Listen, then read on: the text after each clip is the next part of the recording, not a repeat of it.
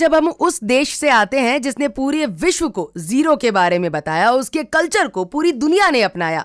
जब बात योगा की हो, आजकल पूरी दुनिया उसे फॉलो करती है। और जब हम बात करें आयुर्वेद की, तो वो पूरा विश्व इस बात को मानता है।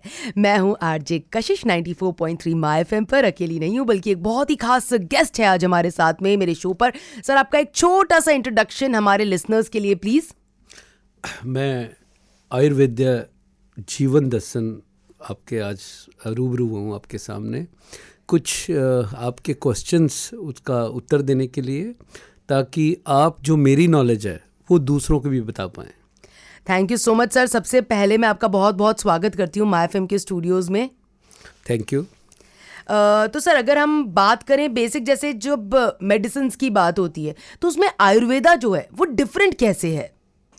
देखिए, ये हमारी जो पुरानी चिकित्सा पद्धति है जी, मैं इसको कहूँगा कि ये केवल भारतीयों की नहीं थी, ये पूरे विश्व की थी। क्योंकि जब इंसान की रचना भगवान ने की तो आयुर्वेद की रचना उससे पहले की। क्योंकि इंसान ने बीमार भी होना था, तो भगवान क्या करते हैं कि जैसे कोई कार बनाने वाली कंपनी अगर कोई कार बनाती है तो उसका मैनुअल भी पहले उसको क्रिएट करना पड़ता है कि अगर ये ख़राब होगी तो कैसे ठीक करना है। तो भगवान ने भी जब इंसान को पैदा किया तो उसने उसका मैनुअल पहले बनाया, जिसको आयुर्वेद बोलते हैं। द साइंस ऑफ लाइफ, ये जीवन का विज्ञान है, केवल बॉडी का या देह का विज्ञान नहीं है, ये पूरे जीवन का विज्ञान है। इसमें मन, वाणी, क्रम, वचन और ये पूरा शरीर, ये सब आते हैं। तो आयुर्वेदा एक संपूर्ण विज्ञान है जो शरीर को स्वस्थ रखता है और स्वस्थ रखने में हमारी मदद करता है, ताकि हम 100 साल की आयु प्राप्त कर सकें। ऑल राइट सर, तो मतलब ये तो काफ़ी वास्ट एक सब्जेक्ट है, and I think we are very lucky that you are here, जो आप आज हमको सब कुछ गाइड करने वाले हैं। तो सर, अगर हम बात करें ब्रेन स्ट्रोक की, तो ये किन किन लोगों को हो सकता है?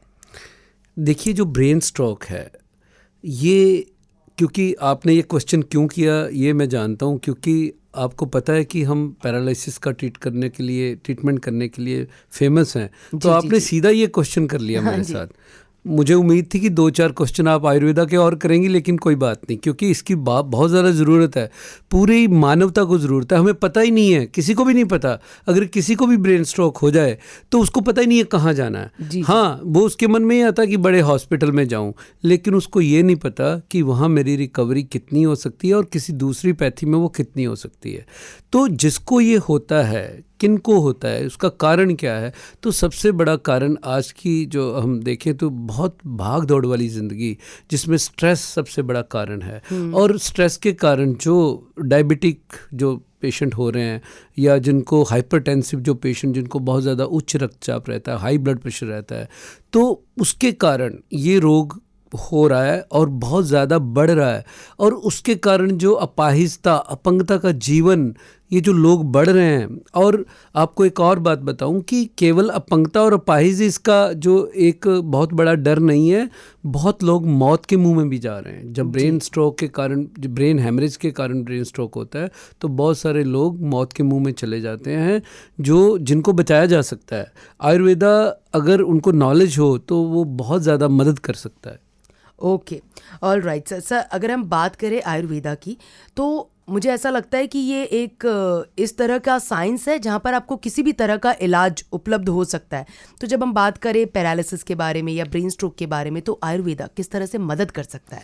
देखिए, सबसे पहले किसी को भी जब ब्रेन स्ट्रोक होता है, उसको सबसे पहले जो भी नज़दीक में डॉक्टर है, सबसे पहले वहाँ जाना चाहिए, अपना ब्लड प्रेशर, शुगर चेक करवाना चाहिए, अपना सीटी स्कैन करवाना चाहिए।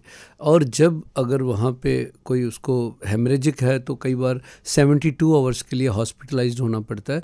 अगर हेमरेजिक स्ट्रोक नहीं है, नॉन हेमरेजिक स्ट्रोक है, मतलब नस फटी नहीं है, उसमें क्लॉट आया है, तो वो सीधा आयुर्वेदा में आ सकता है। और आयुर्वेदा में वो बहुत जल्दी, मैं आपको एक बात बताता हूँ कि जब सबसे पहले मैं छोटा था, हमारे पिताजी के पास एक पेशेंट आया और वो उसको ब्रेन स्ट्रोक हुआ था, उसको अभी वो बोला कि उन्होंने बोला उसके घर वाले लेके आए उठा के, उस टाइम चारपाई होती थी, व्हील चेयर नहीं होती थी, वो चारपाई से उठा के लेके आए। तो कहते ये चल नहीं सकता, इसकी टांग बाजू काम नहीं कर रही। वो एकदम से उन्होंने चारपाई रख दी।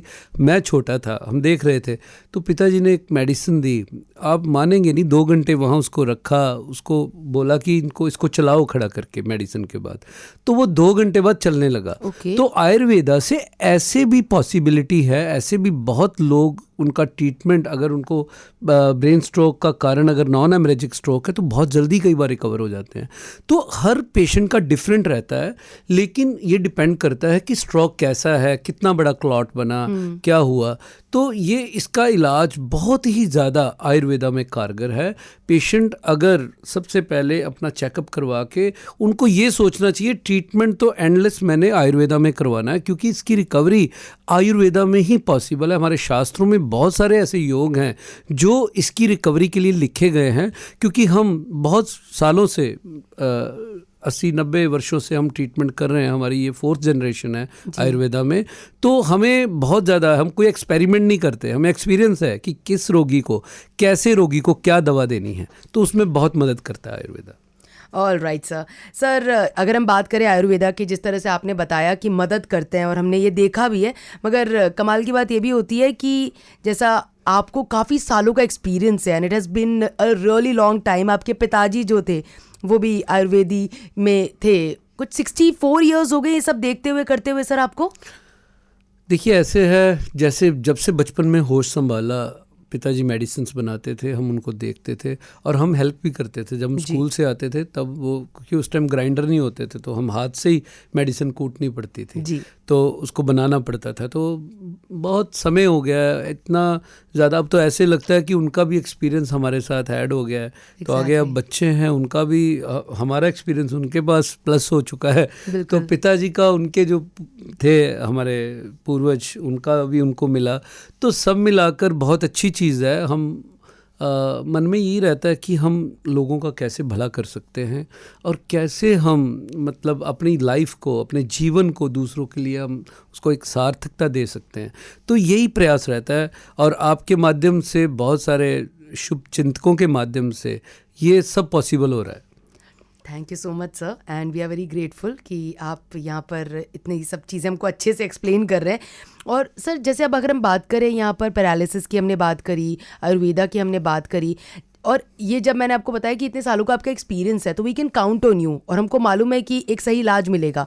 तो सर यहाँ पे भी काफ़ी लोग हैं, कैसे आपको पता चलेगा कि who is the right person और कौन सा राइट ट्रीटमेंट है आयुर्वेदा में for paralysis, for anything for that matter? ये बहुत अच्छा क्वेश्चन किया आपने। आज की डेट में सोशल मीडिया इतना पावरफुल मीडिया है, तो उसमें क्या रहता है कि बहुत सारे लोग ऐसे भी हैं जो बहुत अच्छा ट्रीटमेंट करते हैं और बहुत सारे लोग ऐसे भी हैं जिनके पास पैसा तो बहुत ज़्यादा है, जिसकी वजह से वो वायरल होते हैं, या उनको बहुत अच्छा बोलना आता है, या फिर वो बहुत ज़्यादा एडवर्टाइजमेंट सबको दिखता है। आजकल जितना पैसा खर्चो वो सबको फिर हम दिखते हैं। तो ये ज़रूरी नहीं होता कि जो आपको दिख रहा है वो अच्छा है।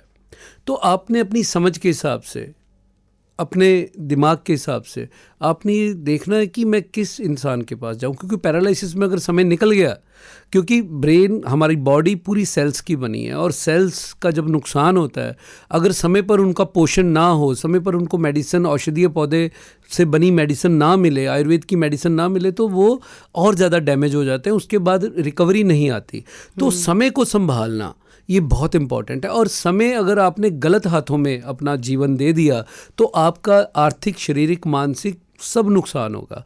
तो आपने ये देखना कि किस डॉक्टर के पास जाऊं, फिर उसको कैसे जांचूं परखूं। तो आप सीधा इसमें ये है, मुझे ये लगता है कि रोगी को बिल्कुल घबराना नहीं चाहिए, निसंकोच उसको डॉक्टर से पूछना चाहिए, वैद्य से पूछना चाहिए कि आपने कितने लोगों को ठीक किया है, या उसको सर्च कर सकते हैं उसकी कंपनी को या उसके संस्थान को कि कहाँ कितने रोगी ठीक हुए हैं, जो विद प्रूफ, एड्रेस, ऐसे नहीं कि राकेश कुमार ठीक हो गया, नो, कहाँ का है ये, क्या उसकी मेडिकल हिस्ट्री थी और कैसे ठीक हुआ, ऐसे रिकॉर्ड उनके पास होते हैं जो ठीक करते हैं।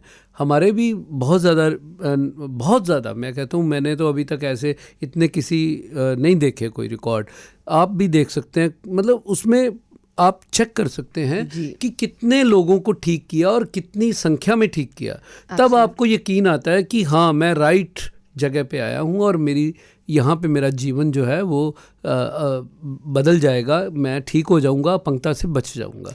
Exactly sir. इनफैक्ट जब हम ये बात कर रहे हैं तो मुझे वो एग्जाम्पल भी याद आ रहे हैं हमारे MyFM के ऑफिस में जो गुरप्रीत जी थे, आई थिंक सो आपके डैड ने उनका ट्रीटमेंट किया था एंड ही इज एब्सोल्युटली। नहीं, गुरप्रीत जी नहीं थे, गुरप्रीत जी के फादर। हाँ। जी। वो उस दिन आए थे ओपनिंग में, तो आप लोग आए थे वहाँ पे, जो चंडीगढ़ में हमारा जीरकपुर में जो हमारा सेंटर ओपन हुआ था, तो वो बात कर रहे थे उस वक्त कि मेरे फादर इनके पास जाते हैं और जब उनको भी एक बार ब्रेन स्ट्रोक हुआ था तो वो उनका ट्रीटमेंट किया था तो वो ठीक हो गए, बहुत जल्दी ठीक हो, क्योंकि उनका एक जो लेबर का जब उनका घर बन रहा था उसके उनके फादर जी बहुत अच्छे इंसान हैं, उन्होंने अपनी लेबर जब उसको स्ट्रोक आया तो उसकी मदद की पैसों के साथ। तो जब हमारे पास उस लेबर जो था वो ठीक हुआ वो लड़का, तो जब उनको प्रॉब्लम आई तो उनको वो तो बहुत जल्दी ठीक हो गया, तो वो भी फिर हमें अप्रोच किया, जब हमने मेडिसिन दी तो वो पूरी तरह से ठीक हो गए। Wow, that's really wonderful sir. तो we already have an example sir here. बिल्कुल, देखिए ये कई बार भगवान ऐसे एग्जाम्पल सेट कर देते हैं ताकि लोगों को इंस्पायरेशंस मिलें और उनको भी पता चले कि कहाँ हमने जाना है और कैसे उनका जीवन बदल सकता है। अगर ऐसी, भगवान ना करे ऐसी स्थिति किसी की आए, लेकिन अगर आए तो उनको पता होना चाहिए कहाँ जाना है। तो हर कोई सोचता है कि ये तो मेरे को नहीं है, मेरे घर में ऐसा रोगी नहीं है, लेकिन ये कभी भी किसी के साथ भी हो सकता है। Exactly. तो इसलिए ऐसी नॉलेज सबको होनी चाहिए और इसको शेयर भी करना चाहिए। बिल्कुल सर। सर अब अगर हम बात करें पैरालिसिस की या फिर ब्रेन स्ट्रोक की, तो एग्जैक्टली किस तरह से आयुर्वेदा में उसे ट्रीट किया जाता है सर? आयुर्वेदा में जो मैंने आपको पहले भी बताया कि पूरी जो बॉडी है वो कोशिकाओं की बनी है, सेल्स की बनी है, तो सेल्स को स्टिमुलेट जो कर सकता है वो आयुर्वेद कर सकता है, वो विटामिन की गोलियों से नहीं हो सकता। जैसे हमारे शरीर की एक पर्टिकुलर खुराक है, हम विटामिन की टैबलेट से या कैप्सूल से अपना पोषण नहीं कर सकते। आज हम खाना बंद कर दें तो शरीर चला जाएगा। तो ऐसे ही हमारे जितने भी इंटरनल एंड एक्सटर्नल ऑर्गन्स हैं, हमारे जितने भी बॉडी के आंतरिक पार्ट हैं, आंतरिक जो जितने भी हमारी व्यवस्थाएं हैं या बाहरी जितने भी हमारे जो शरीर है, तो इसका एक पोषण के लिए भगवान ने एक नित खुराक दी है। तो खुराक के अलावा अगर वो अंदर के अंग बीमार होते हैं तो उसके लिए भगवान ने हमारे शास्त्रों में, ऋषि मुनियों ने बहुत सारे योग दिए हैं जो मेडिसिन प्लांट से बनते हैं, और आयुर्वेदा के कई रसायन हैं उनसे भी बनते हैं, तो वो उनको ठीक करते हैं, उन सेल्स को स्टिमुलेट करते हैं। तो उससे वो बॉडी ठीक होती है, उससे वो ऑर्गन ठीक होते हैं। Wow, that is really wonderful. तो सर अब अगर हम आगे बढ़े टॉपिक की तरफ और हम किडनी की तरफ आए, तो सर कई बार हमने ऐसा देखा है कि डॉक्टर्स जो एलोपैथी में ऐसा बोल देते हैं कि किडनी फेलियर हो गई है या काफ़ी डैमेज हो गई है, और एक लेमैन हमेशा जब ऐसी बातें सुनता है तो वो डर जाता है। तो सर कैसे पता लगता है कि किडनी एक्चुअली डैमेज है या बहुत मतलब फेल हो गई है, now it will not work? Okay, देखिए किडनी फेलियर कहना बहुत आसान है, लेकिन पेशेंट के मन में उसको कैसे फिर भाव आते हैं और कैसे वो साइकोलॉजिकली वीक हो जाता है, ये उसका फिर रोग से लड़ने की क्षमता भी कम हो जाती है। देखिए अगर यूरिन आ रहा है, हमारा एकमात्र ऐसा संस्थान है जो ये कहता है कि अगर यूरिन आ रहा है तो किडनी फेलियर नहीं है। वो कमज़ोर है, उसकी कार्यप्रणाली कमज़ोर है, वो उसको हम स्टिमुलेट करके उसको दोबारा ताकत दे के उसको हम ठीक कर सकते हैं, मतलब उसकी कार्यप्रणाली को ठीक किया जा सकता है। उसकी डोज, उसकी खुराक उसको अगर मिल जाए, क्योंकि जैसे मैंने बताया कि जैसे हमारी बॉडी को हम घर में खाना खाते हैं और वो हमारी शरीर स्टिमुलेट होता है, ऐसे ही हमारी किडनी के लिए भी अलग से पोषण और खुराक भगवान ने बहुत सारे मेडिसिनल प्लांट्स के द्वारा उसको निहित किया है। और जब कई बार ज़्यादा कमज़ोर हो जाए तो बहुत सारे रसायन हैं जिनका हम उपयोग करते हैं, उसका प्रयोग करते हैं और उससे वो स्टिमुलेट होती है। तो ऐसा कहना बिल्कुल गलत है कि ये इतने में, कई बार 3.4, 5.4 ऐसे क्रेटिनाइन होता है, तो उसको आधार मान करके उसको कह दिया जाता है कि ये किडनी फेलियर का पेशेंट है, बल्कि ऐसा बिल्कुल भी नहीं होना चाहिए।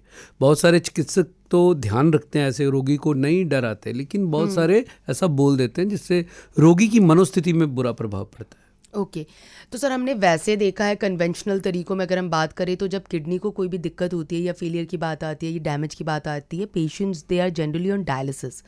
तो sir what is your take on it, is it right या फिर आयुर्वेदा में कोई और दूसरा तरीका है जो कि कन्वीनियंट हो पेशेंट्स के लिए ज़्यादा? देखिए ऐसा है, डायलिसिस हम तब तक नहीं करवाते आयुर्वेदा में जब तक पेशेंट को बिल्कुल कोई चीज़ पच ही नहीं रही, उसको बाहर वॉमिट कर रहा है वो, और उसका बहुत सारा शरीर में पानी भर गया है, तब तक हम नहीं रिकमेंड करते। क्योंकि आपका गुर्दा, आपकी किडनी कमज़ोर है, उसको हम अगर मेडिसिन से स्टिमुलेट कर दें, आपको यूरिन कम आ रहा है, आपका यूरिन बढ़ा दिया जाए, लेकिन यूरिन ऐसे नहीं कि जैसे हम किसी केमिकल से बढ़ा दें एकदम से, नहीं, उसकी कार्य प्रणाली को दुरुस्त करके, किडनी को स्टिमुलेट करके वो खुद वो अपना एक उसकी कार्यक्षमता जब बढ़ जाए तो नेचुरल तरीके से वो यूरिन को बढ़ा ले।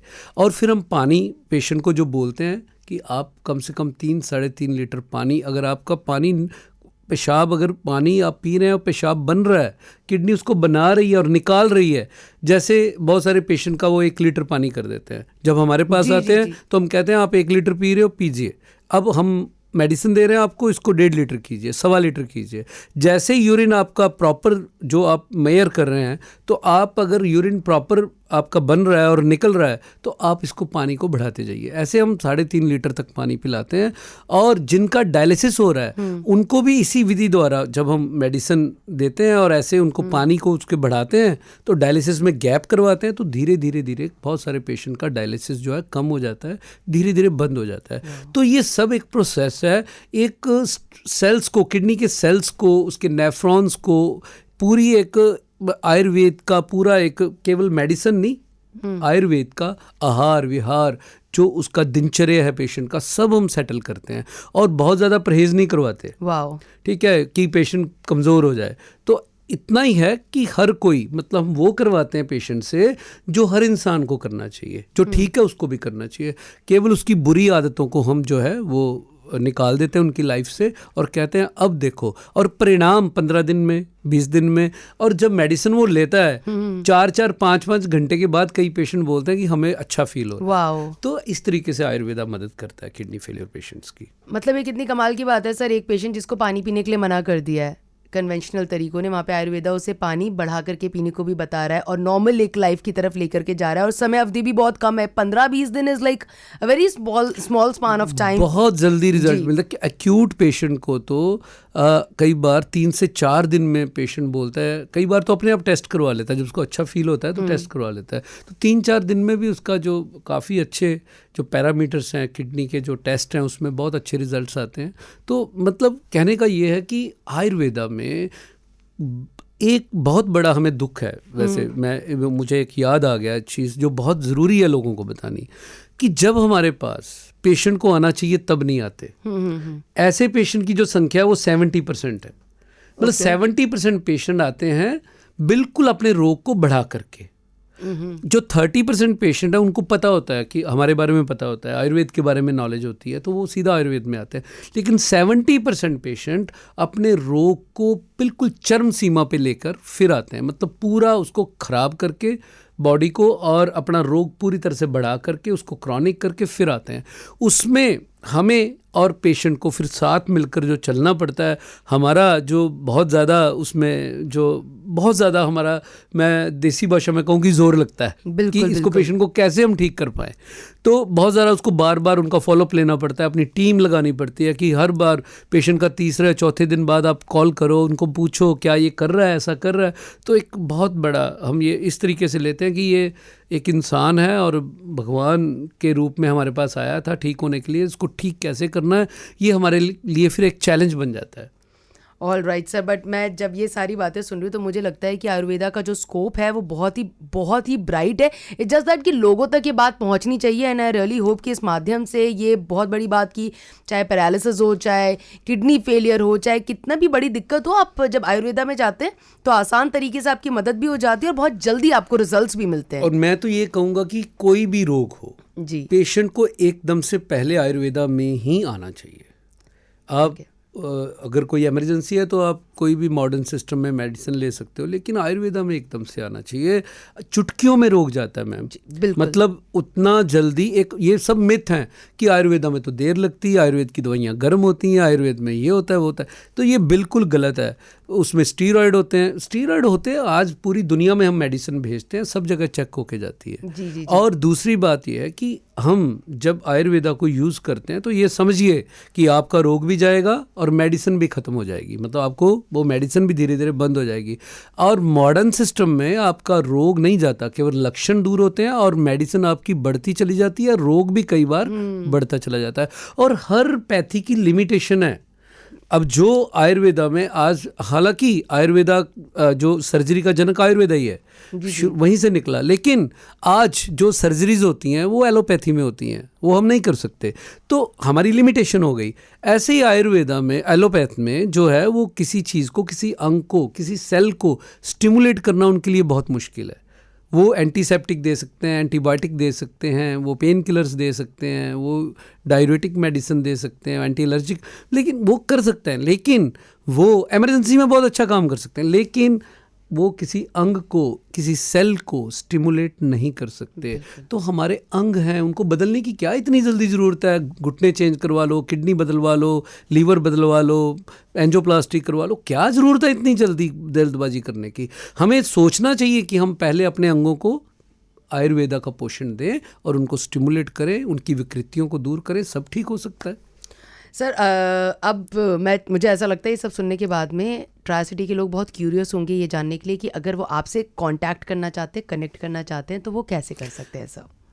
मोहाली सिटी स्क्वायर में हमने एक अपना आयुर्वेद का सेंटर शुरू किया है, उसमें पंचकर्म का भी हम कर रहे हैं और वहाँ पे बहुत अच्छे आयुर्वेदिक चिकित्सक हैं, वहाँ पे जाके वो अपना नाड़ी परीक्षण भी करवा सकते हैं, क्योंकि प्रकृति का सबको पता होना चाहिए कि हमें वातज है, पित्तज है या कफज है।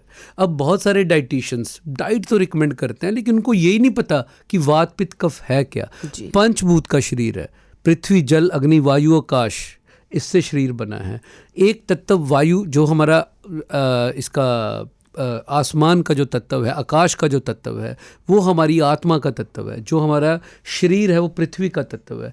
और इसमें इसके अंदर है क्या? पानी मतलब कफ, वायु हवा और पित्त यानी अग्नि। अगर हमें ये तीन जो एलिमेंट्स है, इनकी गड़बड़ी से सारे रोग होते हैं। वातज, पित्तज और कफज, यही बीमारी एक ही है। बीमारियां तीन रूपों में विभक्त होती हैं। वात पित्त कफ खराब होगा तो ये सबसे बड़ी बीमारी है, लेकिन आगे इनके तीन पार्ट है, वात पित्त कफ। अगर तीनों ये इम्बैलेंस होंगे तो कई रोग पैदा होंगे।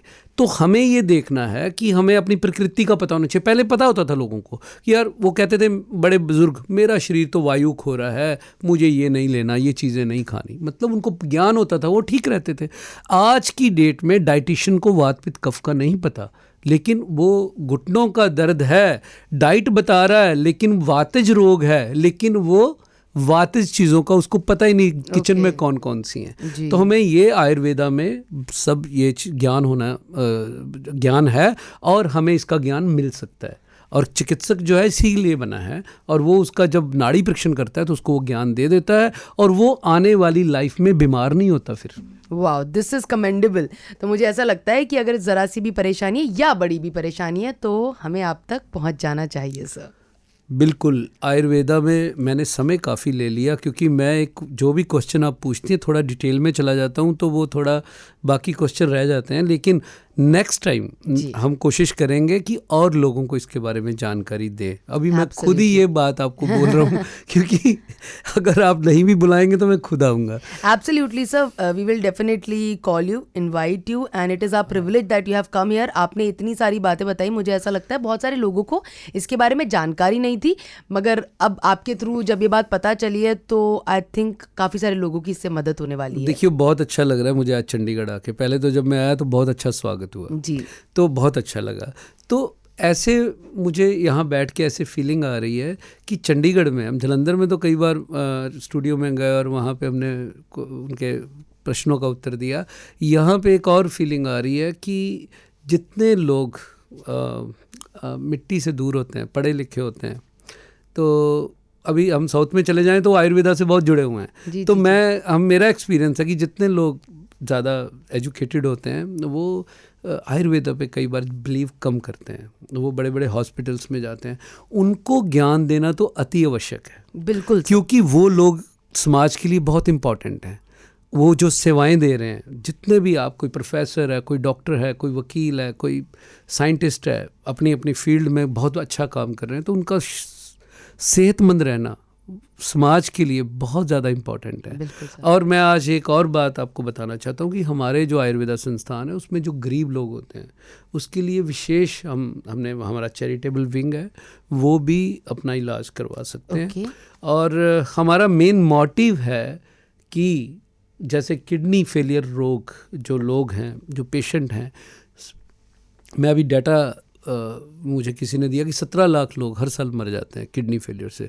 तो अगर आयुर्वेदा को अडॉप्ट करें तो 16 लाख को बचाया जा सकता है। ओके, वाह। और अगर 100 लोगों को पैरालिसिस होता है किसी भी, मैं उसमें अगर 100 लोग ले लिए जाए, तो अगर वो अपंग अपाहिज हो जाते हैं तो 100 लोगों में से 95 पेशेंट को पुराने जीवन में, जो पहले जैसा जीवन है, ऐसा किया जा सकता है। तो फिर हम क्यों आयुर्वेदा को इग्नोर कर रहे हैं? Absolutely. और हमें इसकी नॉलेज लेनी चाहिए। आजकल तो बहुत सारी बुक्स हैं, बहुत सारा ज्ञान सोशल मीडिया पे उपलब्ध है, तो वो हमें नॉलेज लेनी चाहिए, किसी के लिए नहीं तो अपने लिए सही। हमें इसकी नॉलेज होना बहुत ज़रूरी है।